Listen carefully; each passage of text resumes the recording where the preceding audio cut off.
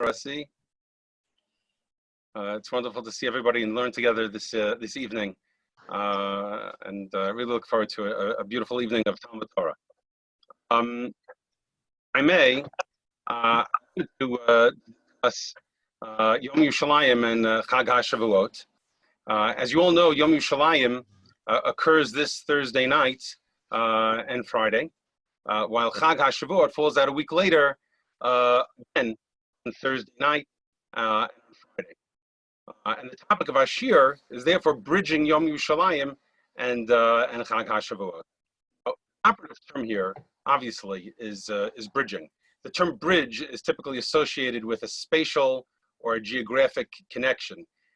There are two types of such spatial bridges when you talk about something like this. The more familiar type is the artificial bridge, the one that needs to be built between two naturally disconnected places. The second type of bridge is the natural one, such as a land bridge, as an example, that exists organically between two territories. So if in our Torah learning this evening, it would emerge that Yom Yerushalayim and Chag HaShavuot are two naturally disconnected days that have little or nothing to do with one another, then I imagine that none of us are interested in creating an artificial bridge between them. Constructing a synthetic connection between these days would certainly not be Torah truth. It would be a ziyuf Torah, version of the Torah. What indeed would be Torah truth if that was the scenario?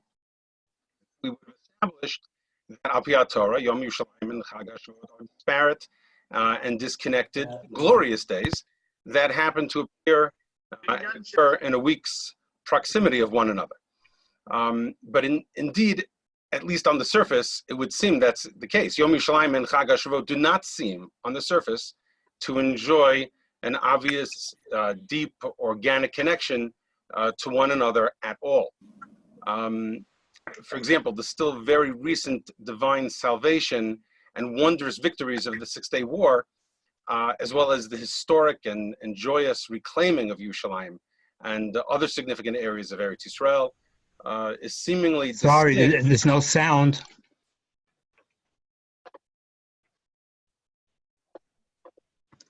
Hello? You hear me? We hear you. I guess Yes, we hear you. Sorry for the interruption. We hear Mitch, you. the sound is working. I don't know why you don't hear, but the sound is working. And I just point out that on the surface, it seems that Yom Yerushalayim and Chag HaShavuot do not seem to enjoy an obvious connection. As I was saying, that very recent divine salvation and wondrous victories of the Six-Day War, as well as the historic and joyous reclaiming of Yerushalayim and significant areas of Eretz Yisrael is seemingly 3,300-year-old event of Matan Torah. Chag HaShavuot, Man Matan Toratenu, is a Chag Min HaTorah, a clear Torah festival. It is part of the cycle of the Shloshes Regalim, Pesach, Shavuos, and Sukkot, and as such is characterized by Kedushat Hayom, sanctity of the day, Isser Malacha, permission to perform a wide variety of work, obligation to bring karbonos, sacrifices, and to rejoice, to be simcha b'fnei Hashem, before Hashem. Yom Yerushalayim has none of these traits. It is at most a day that we need to thankfully and happily acknowledge and praise Hashem's protection of us and his bestowal of an historic gift to us. Such a day is perhaps akin to Purim and Chanukah, while apparently lacking any of the takanot or legislation by Chazal. We thus see that there are clear and fundamental distinctions that exist between Chag HaShavuot and Yom Yerushalayim. So on the surface, it definitely seems that they would be very disparate festivals or days. And one more point that I think really needs to be developed, and that is that while this is not a shiur about establishing festivals or the obligation of reciting Hallel for recent historical events, it is important in the context of comparison of Yom Yerushalayim with Chag HaShavuot to relate, at least briefly, the very notion of the halachic validity of such a day as Yom Yerushalayim. We have to talk about it. And very briefly, and this is a huge topic, the halachic grounds for establishing such a holiday of acknowledgement days are rooted in a number of sources. To start at the basic level, the Gemara in Sanhedrin Daf Tzadi Daled Amud Beis relates that Chizkiyahu was to be appointed the Mashiach, but his lack of gratitude and praise of Hashem cost him and Am Yisrael this opportunity. We see then from Chazal, it's very clear that the need to recognize Hashem's hand, so to speak, even in current historical events, is critical. We need that, and the price would be terrible. But balanced against this, and this is also important to notice, is that we also see that extreme caution must be exercised when applying this principle. In Shabbos and Daf Kuf Yud Ches Amud Beis states, "Hakori Hallel Kol Yom Harei Ze Mecharef U'Megad." He who reads Hallel every day blasphemes and reproaches the divine name. Now, although this warning to just recite Hallel cavalierly does not necessarily prohibit additional Hallel, it is certainly cause for discretion when considering the various factors for an additional of Hallel. Now, the question even further is whether we need to respond to Hashem's intercedence only at the time of the event, or must we establish a day to recognize the event and thanking and praising Hashem for it for years to come? So is it sort of like a one-time event that we have to acknowledge Hashem and thank Him for that thing, or is this something that we have to establish for the future? Now, at this juncture, we should introduce, and this is so basic, and people who are familiar with this topic always quote this, the famous position of the Magen Avram. It's an Chaim in Tov Reish Pei Vav Sif Hey, which apparently has no requirement. There's no requirement for a Sanhedrin when we wish to react in thanks to a salvation by Hashem. This is what the Magen Avram writes. Yecholim bnei ir l'takein b'haskama u'v'charam. City allowed, as long as they have consensus, to choose lehem themselves, and even for the people who come in later generations, la'asot purim om shena'aso bones, to make their own purim for their own city on a day that a miracle occurred for that city. And the Magen Avram is quoting the Maharam al Shakar in Siman Mem Tes as support for this idea. But essentially, according to the Magen Avram, any community, and according to the Maharam al Shakar, even an individual, has the right to, but not necessarily the obligation, but you have the right to establish one's own Purim. You want to call it a moed or a festival or a holiday.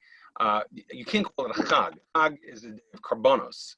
Someone once came over to Rav Lichtenstein Zatzal on Yom HaTzmaut, or even maybe it was Purim Afilu, and he wished them a Chag Sameach, and he said, "Well, we don't do karbonos." So you can establish either individually or the city can establish its own Purim Bizman Hazeh, on a day in which a miracle occurred for the city or for one's own person. This is not just the Maharam al Shakar's view or the Magen Avram's view. It is also the view of the Eliyahu Rabbah and the Minchas Chinuch and others. Now, it's not clear from this as to whether the community should recite Hallel on such a day. Or does the Magen Avram mean, and the Maharam al Shakar, that you simply mark it by Filot, Thanksgiving, and the Seudah, festive meal? It's not clear to what degree what you do, and certainly don't mention necessarily Hallel. So to figure this out, it's important to at least explore the following Gemaras, and we're going to do this briefly. What is the mock for this position of the Maharam al Shakar and the Magen Avram and the Eliyahu Rabbah and Minchas Chinuch? The community has the right, or a person has the right, to establish their own Purim Bizman Hazeh. So it would seem that at least the obvious Makaros would be two Gemaras. One is a Gemara in Psachim, Daf Kuf Yud Zayin Amud Aleph, and the other is a Gemara Megillah and Daf Yud Dalet Amud Aleph. So we'll treat it very briefly. Daf Kuf Yud Zayin Amud Aleph says as follows: Tanu Rabbanon Halal Zeh Mi Amru. Where did this Halal come from? So it goes through many different options, and then towards the end of the Gemara concludes, V'chachamim Omrim Neviim Shebenehem Tiknu Lahem LiYisrael Shiu Omrim Oso Al Perek Perek Al Kol Tzara Tzara Shelo Tavo Alehem LiYisrael Ulishkin Galin Omrim Oso Al Geulasan. So the Chachamim say that the Neviim were metakein a general takana. That basically, when there is a very fundamental shift in history, or they are having terrible sorrow, that it should not occur, there is a geula am Yisrael, or for these people, we say halal. So this is a takana that is sort of an open-ended legislation by Chazal to recite halal when these events occur. That's basically what's going on over here. It's not a specific day that Chazal said you're supposed to say halal, although that's also true. But also they seem to have opened up a window to create a certain nature. You would say halal. Now there's a brayso in Megillah, Daf Yud Dalet Amud Aleph. It's also important to relate. It says, Tanu Rabbanon, Arba'im U'Shmona Nevi'im V'Sheva Nevi'ot Nitnavu Lahem LiYisrael. There were 48 Nevi'im and 7 Nevi'ot that prophesied of they didn't add and didn't take away the Torah, on what's written in the Torah, Chutz Mikra Megillah. My Darsh, how did they justify, how were the Nevi'im allowed to make this mitzvah of Mikra Megillah Purim, basically? How did they Purim? There was a kavachomer that they made. If from servitude to freedom that occurred on Pesach, Amrina and Shira, so Klal Yisrael said Shira, and there's a debate what Shira means here. Rashi says Shira means Az Yashir, the Evan says it means Halel, the Chassam Sofer says it means Sip Mitzrayim. There was some obligation to react, and this was a long-term reaction. So Mimisa L'chaim. So when our lives were saved, when we went from Excuse me, Rav. Can I interrupt for a second? I see a lot of people getting your voice chopped up, and it happened last time. You did something, and then it got clear. So could you do what you did last week, or 2 weeks ago, whatever it was? I will try. Is it again? Is the voice not coming through clearly? No, it's cut up, and here may be 1 out of 3 words or something. Is this universal? Does everyone can? Now it's better. Yes, that's happening to other people as well.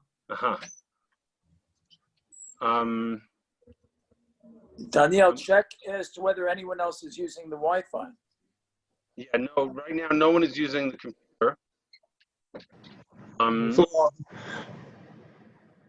This is using the computer. I'm also getting very choppy reception. Is it not hearable? It's audible, but it's kind of choppy. Like I'm hearing half words. We hear it, but we lose words. We can understand what you're trying to say. We can. I'm not sure what to. Can you re-sign? Can you re-sign on? Start. Would you like me to do that? Should I sign out and sign back in? Okay. You might lose the link though. Okay. Once you are the moderator, and if you terminate the meeting, you might have to go through the whole business again of organizing the meeting. No, it's okay because there's a co-host. There's a co-host. Okay, so I'm going to leave the meeting and I'm going to come back in a moment.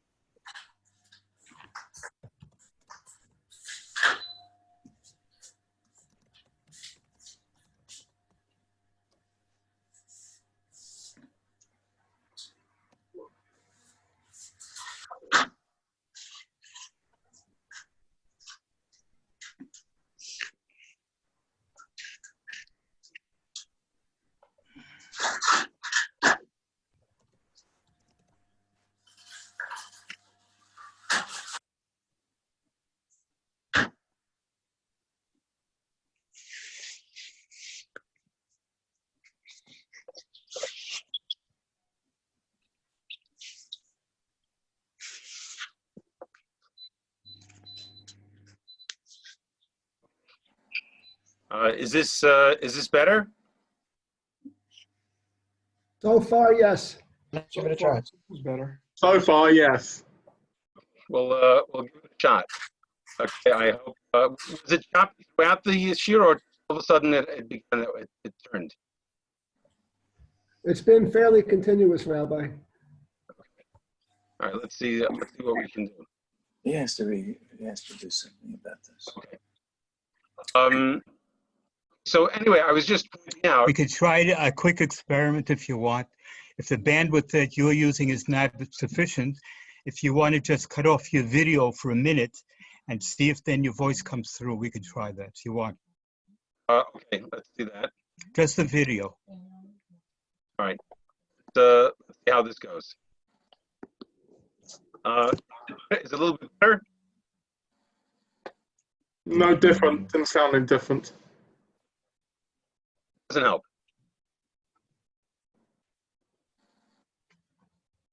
Doesn't Not help. helping. You may as well use the video. Doesn't help me, yeah, but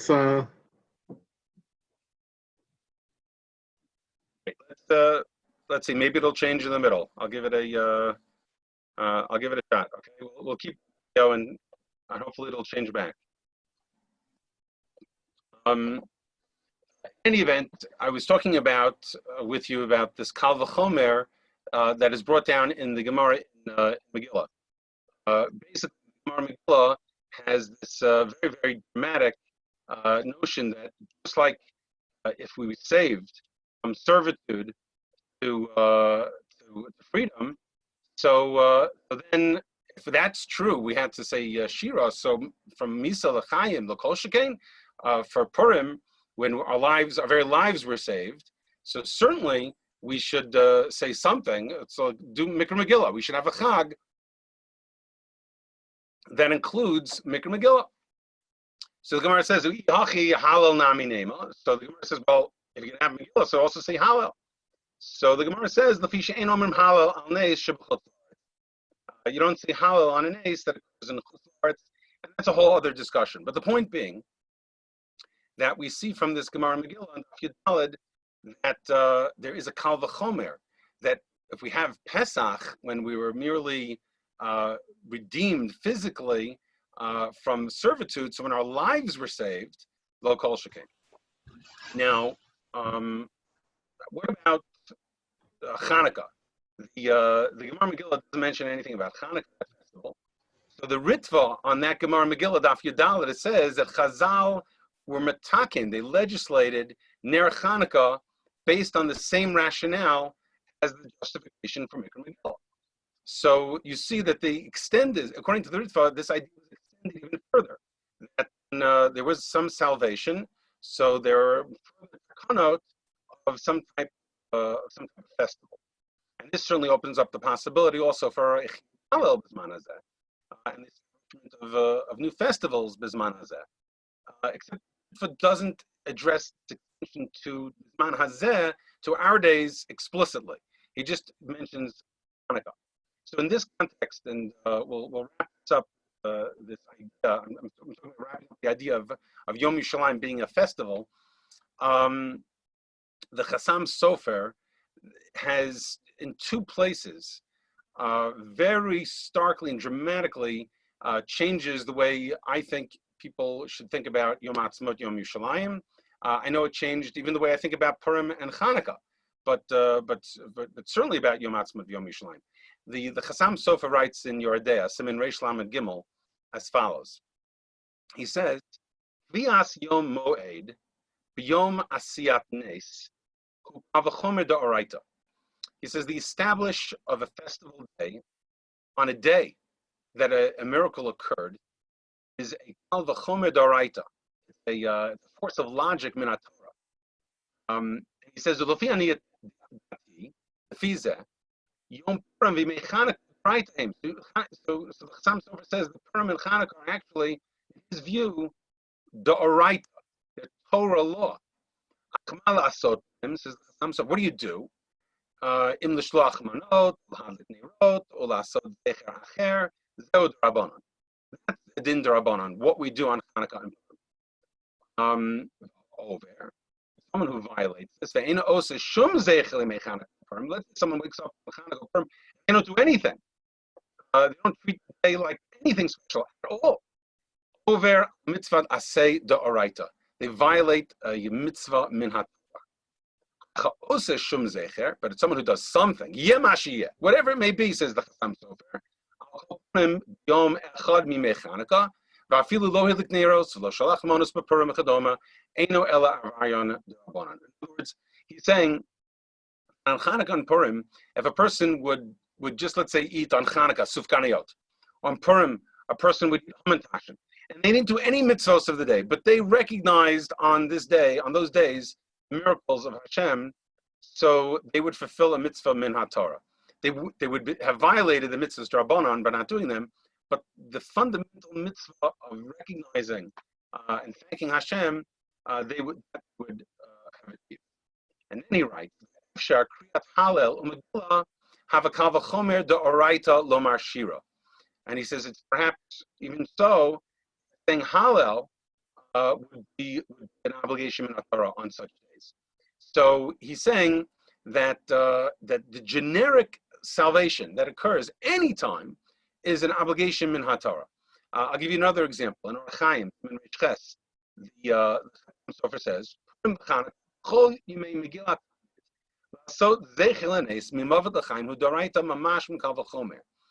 then he says, Megillah.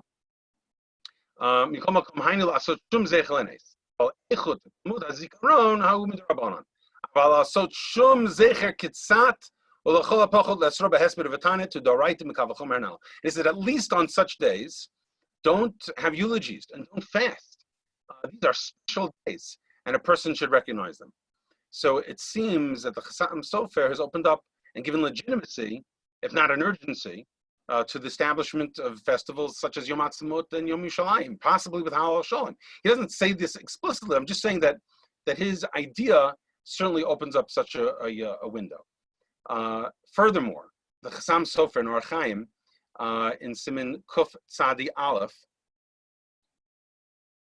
also talks about the propriety of establishing a Yom Tov in our time in light of a Gemara in Rosh Hashanah, which teaches that Yom Tovim that are enumerated in a sefer called the Megillat Ta'anit. Those Yom Tovim, these are Yom Tovim that we're not familiar with today, but the Gemara in Rosh Hashanah says in Yechesem Beis that those Yom Tovim are no longer in effect. Only Chanukah and Purim, aside from all the other Chagim that we know about, but Chanukah and Purim were special festivals that are in effect today, but the other ones in Megillah Ta'anit are not. And then the Chasam Sofer cites the Brit Chodesh. This is a very, very famous Brit Chodesh because he, in a certain sense, he is the opposition here to such an idea. He writes in Orchaim, in Siman Tov Tzadi Vav, that we are not allowed to establish Yom Tovim Bizman Hazeh, because since the festivals of the Megillah Ta'anit were batel, he says, and who are we to come and make new ones? Now the Chasam Sofer disagrees with the Brit Chodesh. So again, the Brit Chodesh holds that one cannot make new festivals today. The Chasam Sofer disagrees. He says that the ones in Megillah Ta'anit that were batel are only those festivals that were connected to the Beis HaMikdash.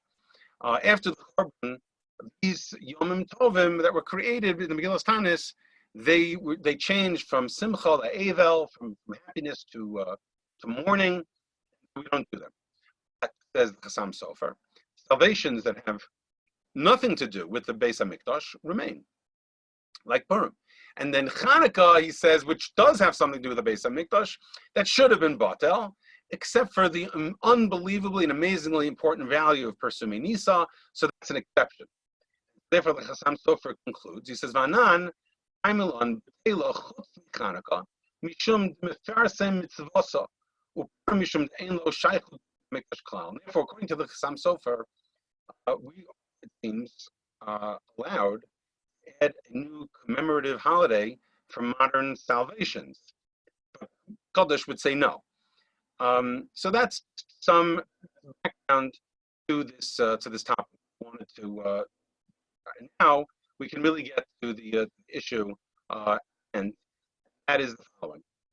Once we've established that that Yom Yerushalayim, has legitimacy, okay, and again, it could be argued. The Chassam Sofer would say yes, the Pri Chodesh would say no, but the notion that it does exist still lets us understand even further the deep division that exists between it and Chag HaShavuot. There seems to be an unbelievable chasm between Chag HaShavuot and Yerushalayim. There on Yom Yerushalayim, there's no Kedushas Hayom, there's no Karbonos, there's no Issa Malacha, etc., etc. So there are deep distinctions. Yet, despite those deep distinctions, I would still like for us to explore together the possibility that schematically Yom Yerushalayim and Chag HaShavuot significant connection to one another as well.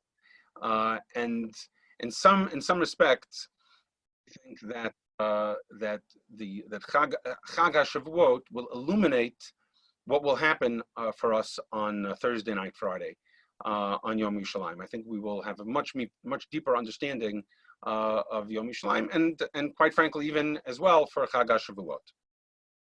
So let's begin with the comparison.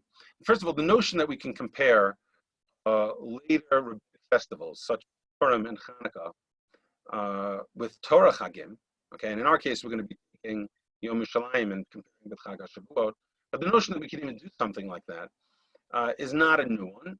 The most famous expression of this is Sfat Emet.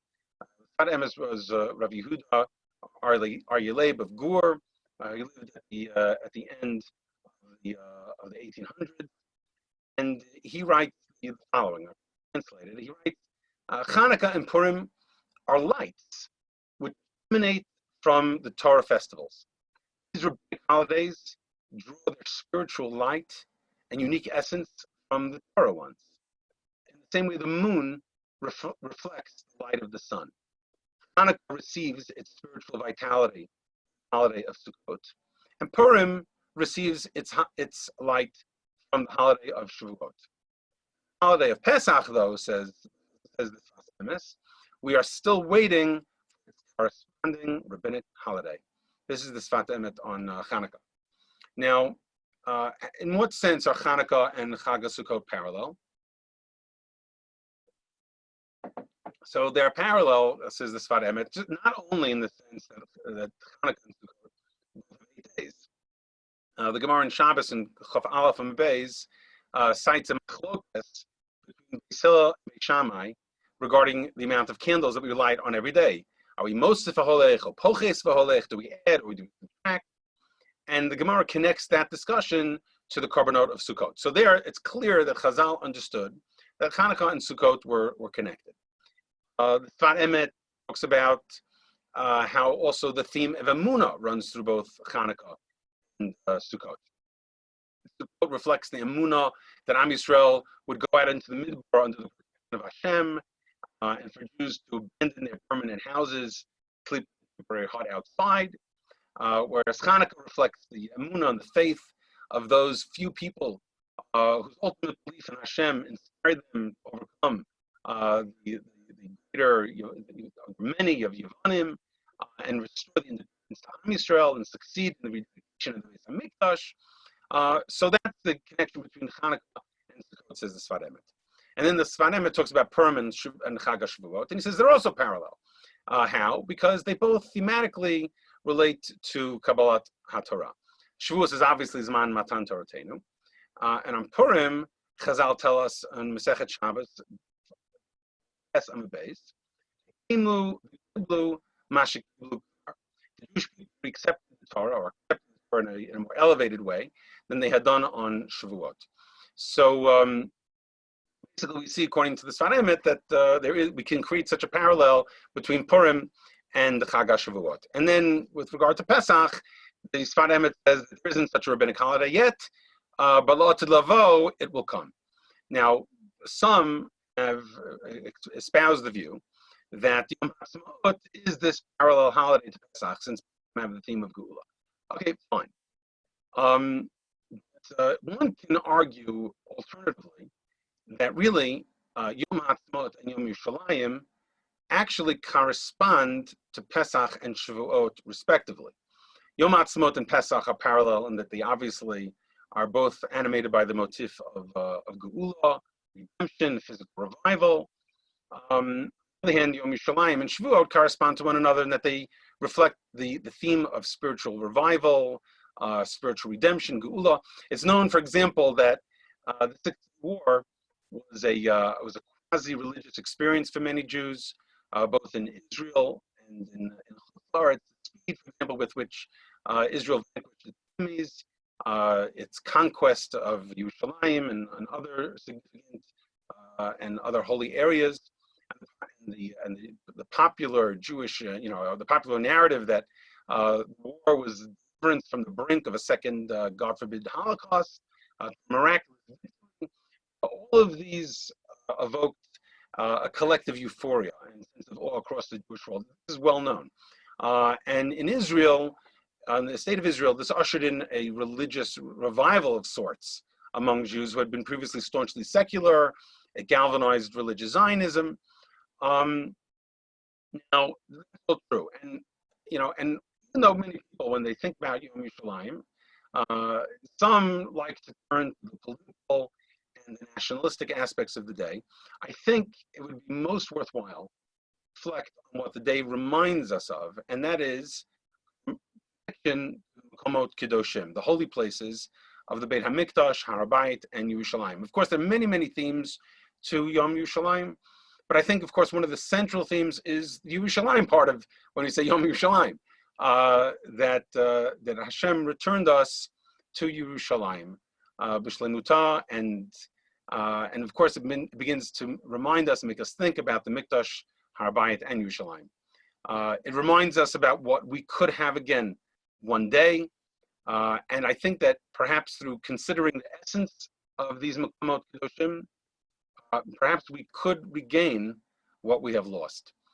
So let us, in Chazal and in Torah B'Ksav, Torah Sheba'al Peh, some of the substantive Torah connections between the Makomos Kedoshim and Ma'amad Har Sinai. And I think that you'll find these are remarkable, remarkable connections. Now, some of the obvious parallels that exist between Yerushalayim and the Mikdash and Chag HaShavuot is the pasuk in this pasuk in Yeshaya is pasuk Gimel, also Micha, pasuk is Mitzion Teitzei Torah Udvar Hashem Yerushalayim. Seems to be something. Torah and Dvar Hashem come out from Yerushalayim. Something about it. There's something about the Torah emerging from Yerushalayim. It's not eminently clear from the pasuk what it is. It is clear that Torah and Dvar Hashem come forth from Yerushalayim. We're going to have to know why that's true. But the connection between Yerushalayim and Matan Torah, between Torah and Yerushalayim is clear. But why? The mechanism is not. We'll get to that. Furthermore, there is a connection between Shechina and Torah. In terms of the Mikdash, of course, the Mikdash and Yerushalayim are always associated with HaKadosh Baruch Hu's presence. The Rambam says in Hilchos Beis Bechira, Shechina Ein B'Tela, that's the source of the Kedushas Makom HaMikdash. The Shechina is never B'Tel. The Torah says, V'asu Mikdash, make from your Mikdash, and I, Hashem, will dwell amongst you. So Hashem's presence is associated with the Mikdash. At the same time, in Avos and Gimel, it says in the Mishnah that Afilu Echad Yoshev V'Lomed Shechina Shruya. Even one person who learns Torah, there also is a concentration of divine presence on that person. So again, we do see a connection between Torah and the Makom HaMikdash. And that is, again, the unifying theme is the presence of Hashem and our connection with Hashem. Now, it is at this point that I would like to talk about the mechanism between Yerushalayim, or Mikdash, and Torah. What is it that brings us to Hashem from Yerushalayim to Torah? Why does Torah emanate from Yerushalayim or the Mikdash? there's a medrash, a very, very famous medrash, Tehillim, on Mizmor Samaches, that says as follows: V'sinai mehechan bo, Amar Rav Yossi, mehar hamoria nitlash. So where did Har Sinai come from? Where did it emerge from? Now, one would think it's a geographical place, but apparently Chazal are talking about that somehow this mountain was taken geographically somehow. Now, whether you take that literally or metaphorically, but the idea is that it says Amar Rav Yossi mehar hamoria nitlash. It was taken from Har HaMoriah, from the Mokom HaMikdash. Kechala me'isa, the way we would be mafresh, the way we would tithe the dough of challah, the same way the Mokom HaMikdash or Har HaMoriah was tithed. Mimokom, says the Midrash, Mimokom shene'ekad Yitzchak Avinu, from the place of Akedas Yitzchak, that's where the Har Sinai was taken from. Amar HaKadosh Baruch Hu, Hoil v'Yitzchak Avihem ne'ekad alav, since Yitzchak had his Hakedah there, Noel Levanov, it is pleasing for his children, the Kabel alav es Torah. That's where Kabbalah es Torah should take place as well. So in other words, something amazing happened at Akedas Yitzchak that was a trigger for Torah, that connected us with Torah. And of course, I mean, one of the most basic themes of Akedas Yitzchak is Avram's incredible emunah in HaKadosh Baruch Hu. The medrash that I talked about how the Makom HaMikdash is basically the source for the Torah, for Matan Torah, for Har Sinai, is truly incredible. And I said that the nature of this is really from the emunah of Avram Avinu in HaKadosh Baruch Hu, the unbelievable devotion that Avram Avinu expressed to HaKadosh Baruch Hu. That trust that Avram had in the divine command from HaKadosh Baruch Hu, love for Hashem, so deep that out essentially the makom Mesinas HaTorah, for the giving of the Torah. Now, what's interesting is that the Medrash continues, Minayin she'atid lachzor limkomo. How do we know that the makom of Har Sinai will be returned to the Har HaMoriah? In other words, the Medrash is saying that the place of the giving of the Torah, which was Har Sinai, is going to be restored and returned back to Har HaMoriah.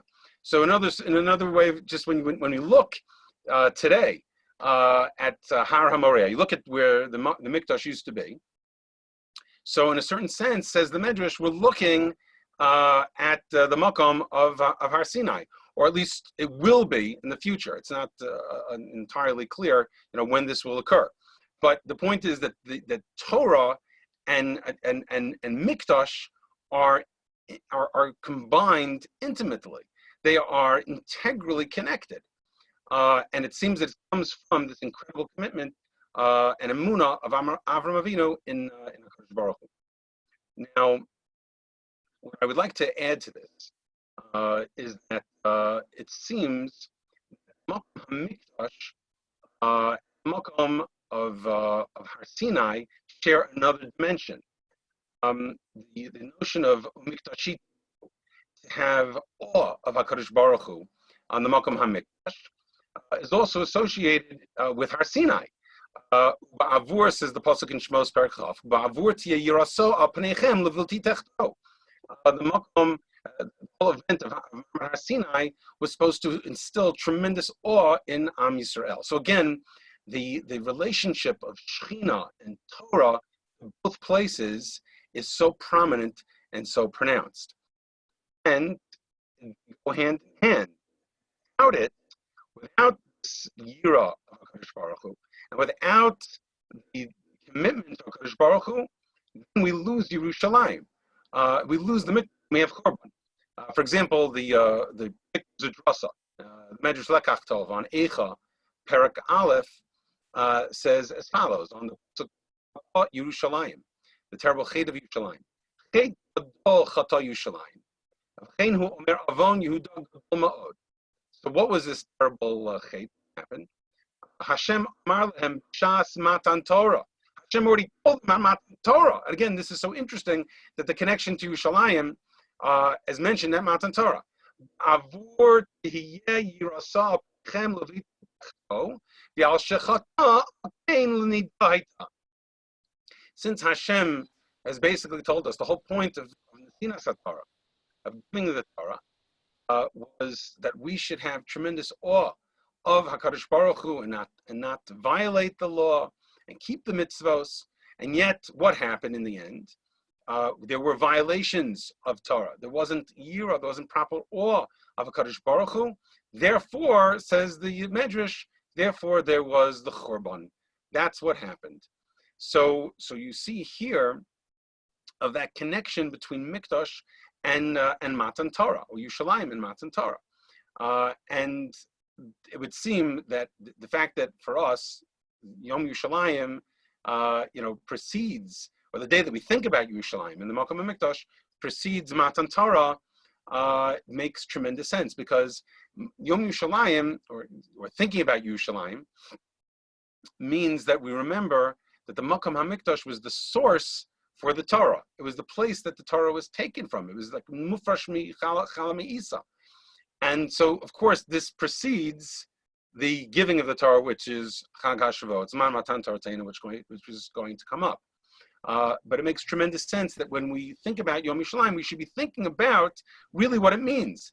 It means that it's a day where we think about our emunah in HaKadosh Baruch Hu, our awe of HaKadosh Baruch Hu, our commitment to Torah and mitzvos.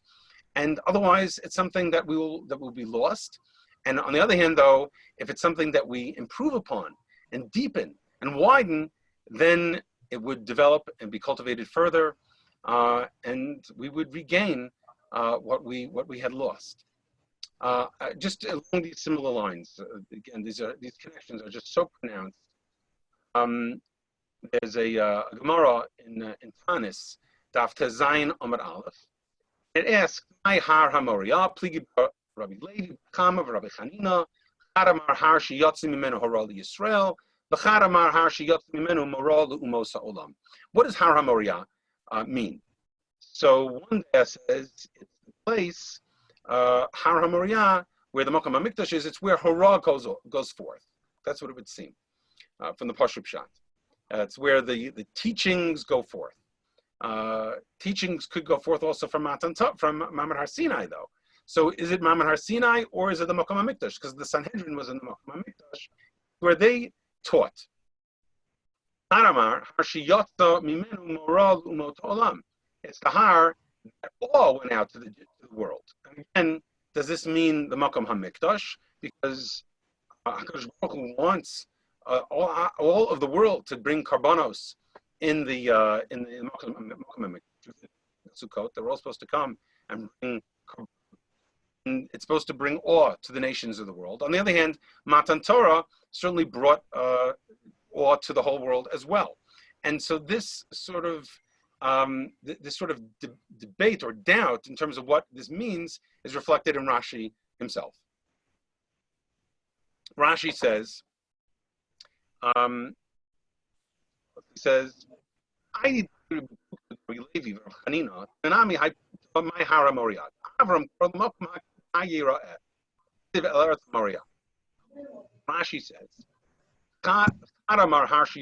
what does it mean?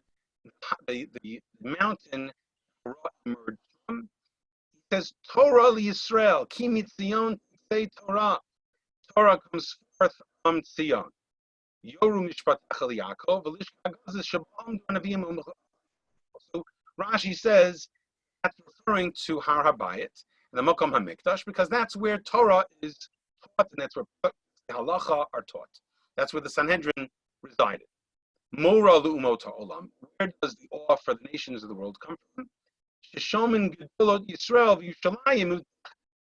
Rashi continues to say that the awe comes from Yerushalayim, from the Makom HaMikdash, because they hear the great teachings of Israel. Now, Shamati, says Rashi, Lishchina, I've heard another explanation. Har HaMoriah, Sinai. It doesn't mean the Mikdash, but it means Har Sinai. Moral Umot Olam, Torah. And they had awe, the nations of the world had awe because of Matan Torah. So here within Rashi, and the other Rishonim and Achronim bring this out as well, but even just within Rashi himself, we see that Har HaMoriah, where does Har HaMoriah mean? It could mean Har Sinai, it could mean Mokom HaMikdash, and this duality is perfect for us. It shows that connection. The very fact that there is this duality shows these two sides of the same coin, that Har Habayit and Har Sinai share this Torah connection, the idea of devotion to HaKadosh Baruch Hu, and through Torah and mitzvos. Now, in the Otzer Midrashim, we have another similar idea. It says Chamisha Shemos Nikra Har Sinai, and one of them is Har HaMoriah. So again, you see Har HaMoriah and Har Sinai connected. Another beautiful idea, if I may, the Mishnah Masechet Tanit, Perak Daled Mishnah Chet, and it refers to in Shiur HaShirim Perak Gimel. And it says B'yom Chatunato uV'yom Simchat Libo. What is B'yom Chatunato? Zu Matan Torah. Uvyom Simchat Libo Ze Binyan Beit HaMikdash. Meaning that the what is the day of Hashem's Chatunah with Am Yisrael? That's Matan Torah. What is the day of Hashem's rejoicing? That's the Beis HaMikdash. So again, these two ideas, Hashem's wedding and Hashem's rejoicing, Simchat Libo, which again, they're totally connected, but his wedding and his happiness are Torah and the Beis HaMikdash. And they're together. This connection is just so obvious and resplendent. There are many such connections. You can go on and on about between Har Sinai and Har HaMoriah. But I just want to, as we move towards our conclusion, I want to point out a few more Makaros. There is an idea that Rabbi Soloveitchik Zatzal used to mention so often. He would say that Talmud Torah, the act of Talmud Torah, is a reenactment of Har Sinai. Learning Torah is a reenactment of Har Sinai, and he would quote a Gemara in Brachos, Daf Chaf Beis Amud Beis. The Gemara says, "The Tanya v'hodatim levanecha levnei vanecha yom asher amarata lefnei Hashem elokecha b'chorev." Ma lahalon be'ema oviyira overetet v'zeya avkan be'ema oviyira overetet v'zeya. Basically, the Gemara is saying that just like when we received the Torah, the experience was one of tremendous awe, one of trembling. It was an incredible experience. So too, when we learn Torah, it should be every day be'ema oviyira overetet v'zeya, just like at Har Sinai. It should be a day of tremendous awe and trembling as we learn Torah. The Rav said it very beautifully, poetically. He said that learning Torah is like a rendezvous with God. Hashem has a rendezvous with the Torah wherever it is. And that's why Chazal say in Perek Avos and Perek Gimel, even if one person is sitting and learning, the Shechina is Sharoi. So we see this incredible connection and this rootedness of Hashem in the act of Torah, which is Ma'amad Har Sinai, but also Hashem's presence is so clear and so distinct in the Makom Mikdash. The Ramban, the Ramban, when he talks about the B'niyas HaMishkan, he says, what was the point of B'niyas HaMishkan? The point of B'niyas HaMishkan was to have a continuous Matan Torah. Hashem's presence with us should be perpetuated throughout all our lives, and should be with Am Yisrael always, through the Mishkan. And again, this idea is such a beautiful idea. It's about the relationship with Hashem, which involves, of course, rejoicing, but also it's seriousness and awe, devotion, of course, joy, but also incredible faith and devotion. And Diktuk and Mitzvot. There is a Gemara in Amud Aleph and Amud Beis that again underscores Without one, we lose the other. It says in Rav in Yirmiyahu, Yom Hashem azvam et torati asher natati l'fneihem. The reason for the Churban was because you left the Torah. That's what HaKadosh Baruch Hu says to Am Yisrael. Because we didn't recite Birchas HaTorah. That's another option. Because we didn't recite Birchas HaTorah, which again shows a lack of understanding about the relationship between Torah and Hashem. Instead of just being an intellectual exercise, the Torah comes from Hashem. And so it's very, very significant. Probably there's a Bach or Chaim Mem Zayin, which is probably one of the most dramatic pieces that anyone should read. I'm just going to take a small portion of the Bach, of the Rav Doniel Schreiber, who lived in the 1500s in Poland. And he says the following: V'ika l'tmo atuva. One should wonder, Lama yotza kazot milafanav l'hanisham ba'onesh gadol. Why were Am Yisrael punished so badly? Didn't say Birchas HaTorah. Shelo birchu b'Torah tchila. That's what the Churban, really? Shulachora avera kala. It seems to be a very light violation. Venira. And what's the explanation? It appears the Kavanato Yitbarach me olam hayta sheniyeh oskim b'Torah. Hashem wants us always to be involved in Torah. Hey, shetit atzem nishmatenu ba'atzmot v'ruchaniyot dushat motzei Torah. Hashem wants us to be enamored with and elevated by and inspired and burning within us the spirituality of and the holiness of Torah. It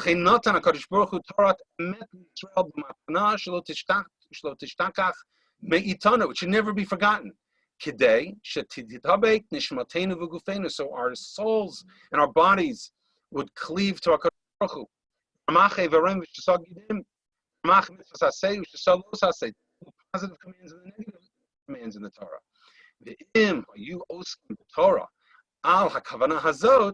And if we involve ourselves and immerse ourselves in the Torah with this intent, then our bodies and our souls will be heichal, makam hamikdash v'Hashem, shahita hashchina mamash heichal Hashem hema. So it goes on, and it's worthwhile to take a look at. Again, the Bach underscores the connection between Torah and Hashem and Beit HaMikdash, that in a certain sense we become a Mikdash through Talmud Torah. And just to put our priorities in order, there's a Gemara in Mak Raman Aleph that says about Melech. Shir Hamalos David Samachti B'Mli Hashem Neilech Amar David Baruch Hu. David says Baruch Hu Ribono Shalom Shamati Sheyomim. I heard say, says Melech, Matai Yomot Zokin Zeh. When will David, this old man, die? V'yavo Shlomo Bno, and Shlomo his son will come. When will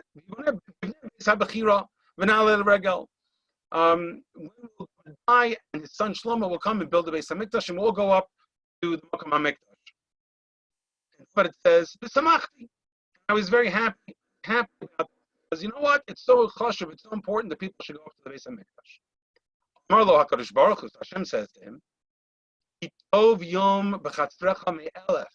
Tov liyom echad shata osek b'Torah lefanai. Me'elef ol Shlomo ben Choma akriv lefanai agabe hamizbeach.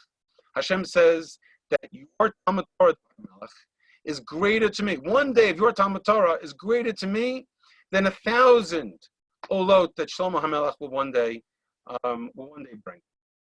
So in essence, it's not just about bringing karbanos and going to the Beis Hamikdash, which itself is understand that the essence of this day, the essence of Yom Yerushalayim, which thus it should remind us that Yerushalayim and the Makam HaMikdash and Harabayit, what they really are about.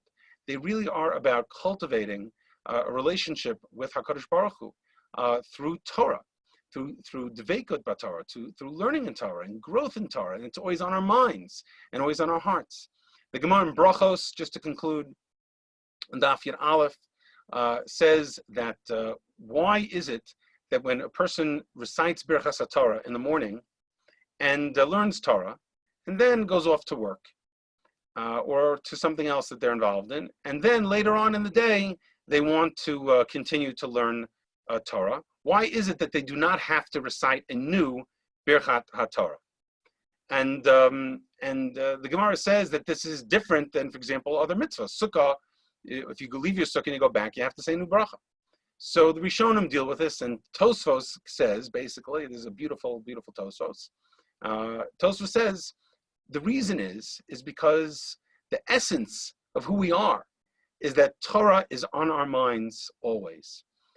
Just the way, like a baby, Rabbi Soloveitchik said, the way a mother would, when a mother delivers their baby to the gan, to the kindergarten or the nursery in the morning, the mother's mind is always on the baby, even when she leaves the baby there, and she only puts the baby there to return to it. So too we, when we learn Torah, even when we stop learning Torah, we will always go back to it. We always return to it. In fact, when we finish Masechet, we say Hadran Alach Masechet so and so, Daitan Alach Masechet so and so. We are always thinking about you. We will return to you. We never abandon you. And so this relationship with Torah is so basic to us, and it should never be forgotten. And Mikdash, which really is, again, the makom of the Akedah, of the tremendous emunah HaKadosh Baruch Hu and the love for HaKadosh Baruch Hu, that itself was ultimately the place for the giving of Torah. So therefore, for us on Yom Yerushalayim, to think of the day just in the political sense or the national sense, that there is something to that, and there's something to be thankful for. But at the same time, to understand that ultimately the greatest sense, the most important sense for us to have these makomot, is our relationship with the Kadosh Baruch Hu through Torah. It's not just a relation. People talk about the word relationship, but relationship is really through Torah, both in its narrow sense and the broader sense of that term. But it's always about having in mind our beikut and diktuk and Torah and mitzvot.